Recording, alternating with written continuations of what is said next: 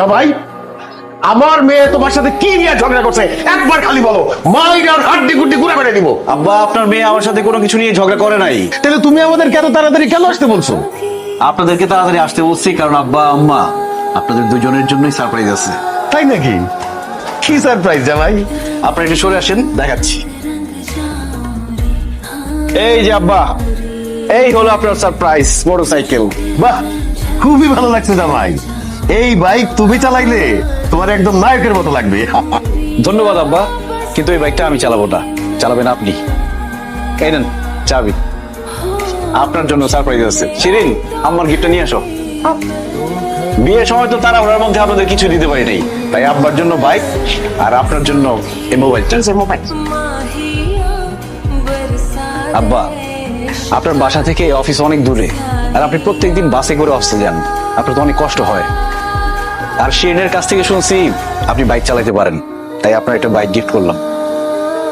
এখন থেকে কষ্ট করে বাসে আর অফিসে যাইতে হবে না, এখন থেকে অফিসে যাবেন বাইকে করে।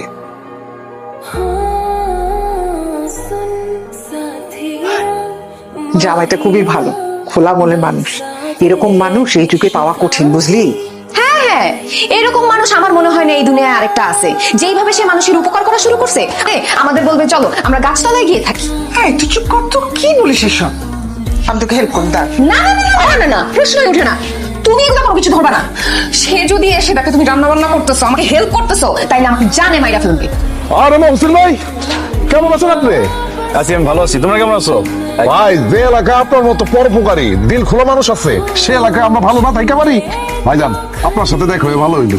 আমরা তো আপনারাই খুঁজতেছিলাম। তো তোমরা আমার কেন খুঁজতেছিল? ভাই, আমাকে ক্লাবের মধ্যে একটা ক্যারাম বোর্ড কিনবো আর 2-3 বান্ডিল টাস কিনবো। ভাই, গরমের মধ্যে তো আর টাস আর ক্যারাম বোর্ড খেলা যায় না, তাই কইতাছি আপনি আমাকে কিছু টাকা ডোনেশন করেন।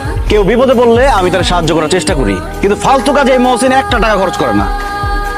তোমরা সারাদিন ক্যারাম বোর্ড খেলো, স্কুল কলেজ ফাঁকি দিয়া পোলা পাই নাই সেখানে ক্যারাম বোর্ড খেলে, আর তাস খেলার নামে যে জোয়ার আসর বসাও, এই খবর আমার কাছে নাই মনে করছো? সব জানি আমি। শোনো, এখনো সময় আছে, এইসব বাদ দাও। এই মহল্লার মধ্যে ক্লাব দাও, পারলে একটা লাইব্রেরি দাও, সেখানে বই থাকবে, মানুষজন এসে বই পড়বে, জ্ঞান অর্জন করবে। আর যদি লাইব্রেরিটা করতে পারো, তোমরা এসে আমার কাছে ডোনেশন চাইতে হবে না, আমি নিজে গিয়ে তোমাদের ডোনেশন দিব। ভাই, আপনি তো একটা ভালো বুদ্ধি দিচ্ছেন। ঠিক আছে ভাই, ক্লাব বাদ, আমরা মহল্লার মধ্যে একটা লাইব্রেরি দিব। ঠিক আছে, ভেরি গুড। শোনো মুমিন মুসলমান, করি আমি নিবেদন, ভাই গো 2 টাকা দিয়ে যান। আল্লাহ গো, আল্লাহ আপনার জন্য দোয়া করি গো। আরে বাবা গো, কত টাকা ভিক্ষা দিয়ে দাও।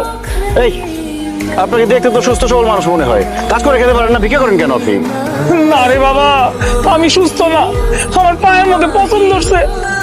আরে কি অবস্থা, পায়ে তো সত্যি পছন্দ হচ্ছে। আপনি এইভাবে যে রয়েছেন, চিকিৎসা করেন না কেন? আপনি কোনো চিন্তা করেন না, আপনার চিকিৎসার দায়িত্ব আমি নিলাম, আমি আপনার চিকিৎসা করাবো। আপনার কিছু টাকা দিয়েছি। থাক বাবা, ভিক্ষা দিতে হইব না। বাবা গো, অনেক দিন ধরে না ভালো মন্দ কিছু খাই না, তুমি কি আমার একটু গরুর মাংস দিয়ে ভাত খাওয়াইতে পারবা? শোনেন, আমাদের বাসায় মেহমান আসছে, আমার শ্বশুর শাশুড়ি, কিন্তু দুপুরে আপনি আমার সাথে আমাদের বাসায় খাবেন। কি কও বাবা, আমি তোমার লগে তোমার বাড়িতে গিয়া দুপুর বেলা খামো? অবশ্যই আমার সাথে আমাদের বাসায় গিয়ে খাবেন, কারণ আজকে আপনি আমার মেহমান। চলেন আমার বাসায় চলেন। আল্লাহ তোমার বাসায় রাখুক বাবা। তো চলে আসবে। বাবা, তোমাকে কি অবস্থা, খাওয়া দাওয়া শুরু হয়ে গেছে নাকি? আরে না, এই তো জামাই বাবাজি চলে আসছে। বসো জামাই বাবা, আমরা একসাথে বসে খাই। আরে একসাথে বসে খাওয়ার মজাই আলাদা। এই জন্য আমি সাথে করে মেহমান নিয়ে আসছি। কি বলো, মেহমান নিয়ে আসছো?